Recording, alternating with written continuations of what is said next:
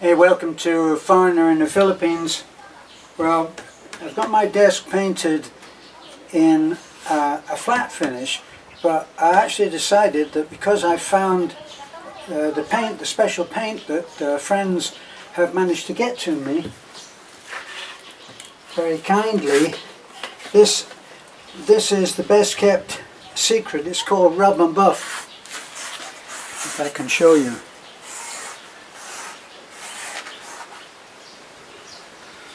So tiny little tubes that last forever. You use them almost like a little helping, very meager helping of toothpaste when you use them. And you use them with a small, I use them with a small 2-inch, 1.5 or 2-inch Chinese, the white bristle Chinese throwaway brushes. I call them throwaway brushes. So Rub and Buff. What Rub and Buff does is allows you to do little highlights on the work that you do. It's an art piece, not normally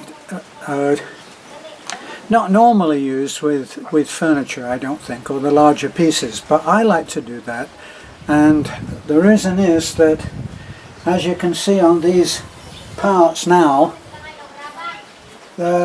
it's heavily sculpted so that you get lots of different reflections of light, as you can see now. It's actually just in a flat black, but you can actually see that it has a lot of different angles which will look terrific in my humble opinion.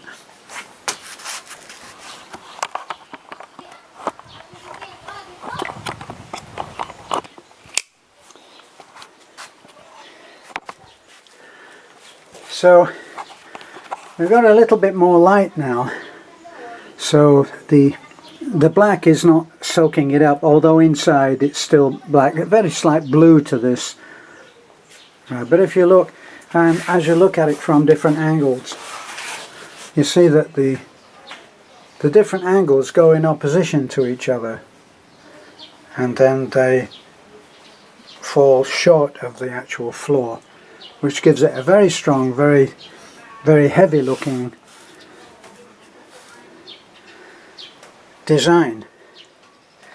And which, the reason I like making furniture for myself is because I don't have to please anybody else but me.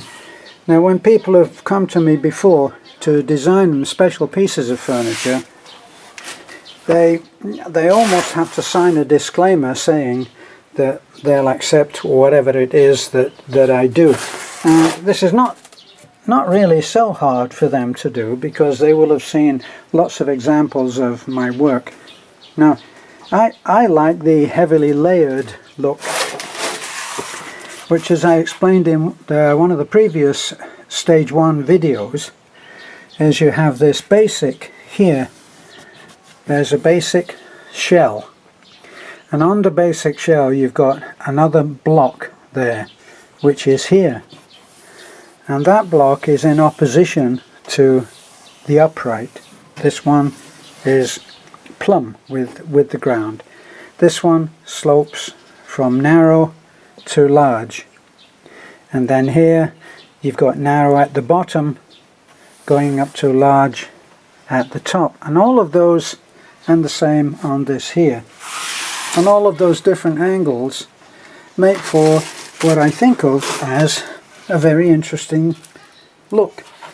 Now, if you're looking for totally practical desk which has all drawers and little pull-outs and things like that, then you need to be walking away from the kind of thing that I do, because while I do pay lip service to practicality, like this is made specially to go into a corner. It's made to go into a corner,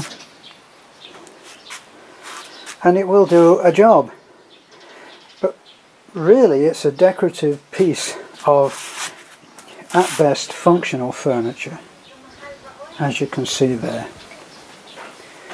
Now, what I also like to do, and this has been made with minimal tools. I cut everything freehand with a power saw, circular power saw that anybody can buy. There's no special table saw with beautiful set angles and straight lines. No, that's not been done that way. I made the basic cut for the disc, and then on top of that I put an edge molding, which is this here, and it's like, what is it? Let's call it 2 inches, right? Put that on the front.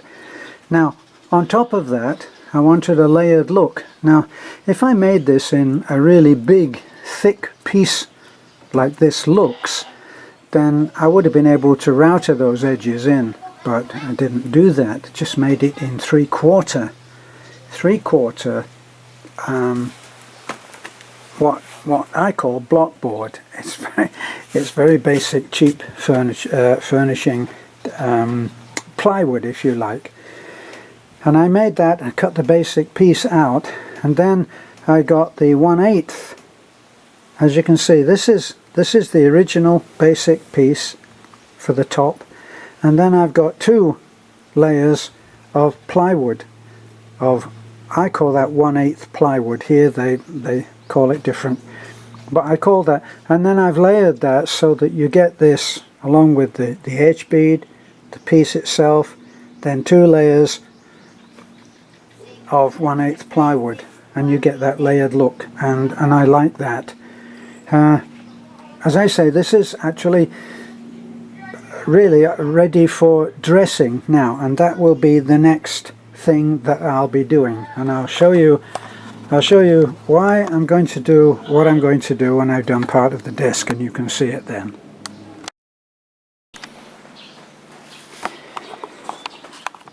Okay, so what I'm doing now is I'm looking to get a stippled finish. This is so that you get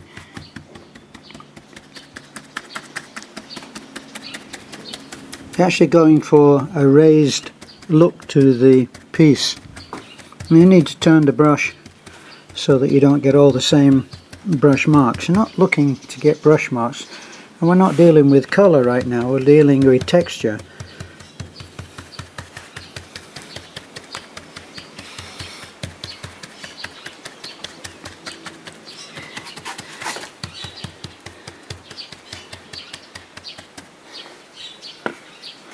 And plenty of paint on,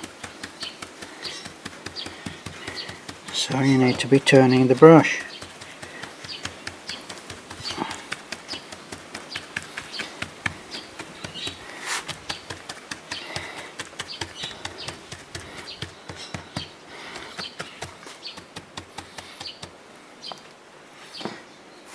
And when you do this, you can't be afraid of making a mistake, because any mistake you can go back over it and you can do it again.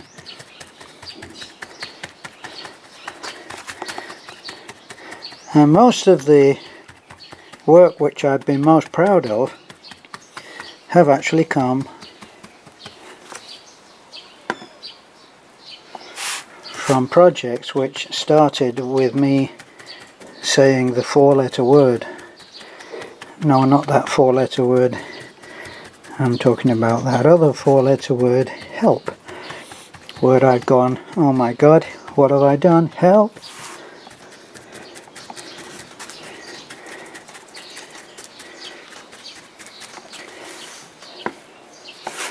And then after I've said help and wondered what on earth I was going to do next, up has come some answer to the problem,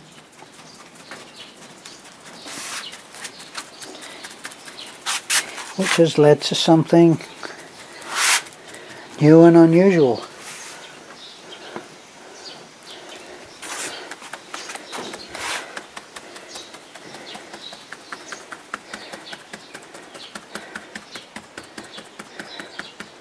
So now the idea will be, get rid of the fly,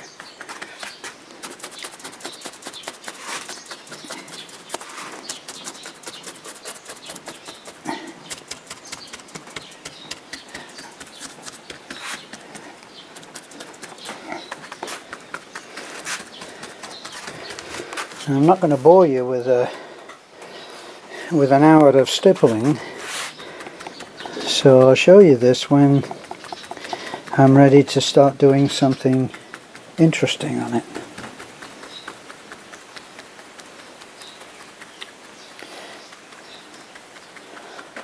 Because I'll do the whole desk in this stippled finish, and then I'll show you how